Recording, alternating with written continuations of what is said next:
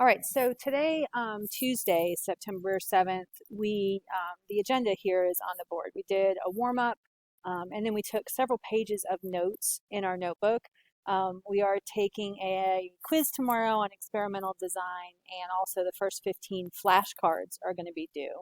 I want to show you the warm up and also the pages. Um, Here we go.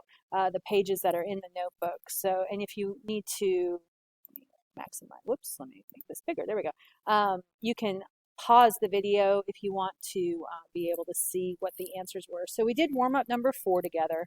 And again, we were looking at that experimental scenario and being able to pick out things like the control, the experimental groups, the independent variable, the dependent variable. That's going to be very important when you take your experimental design quiz when you get back.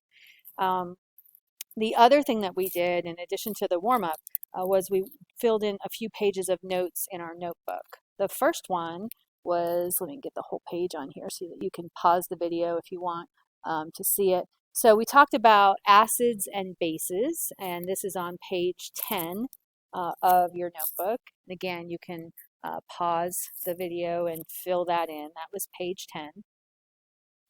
And then we talked about the characteristics of living things. This is on page 11.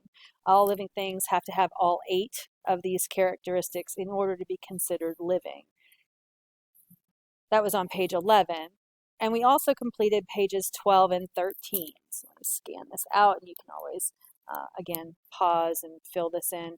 Those characteristics of life that were on page 11, we got into a little bit more detail for each one, talking about how all living things use energy, they're made of cells and have DNA, they grow and develop, they reproduce.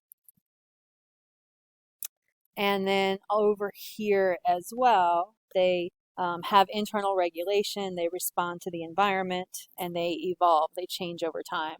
And we also talked about why viruses are not actually living things. We talk about killing viruses, but they're not actually alive. And so that information is there.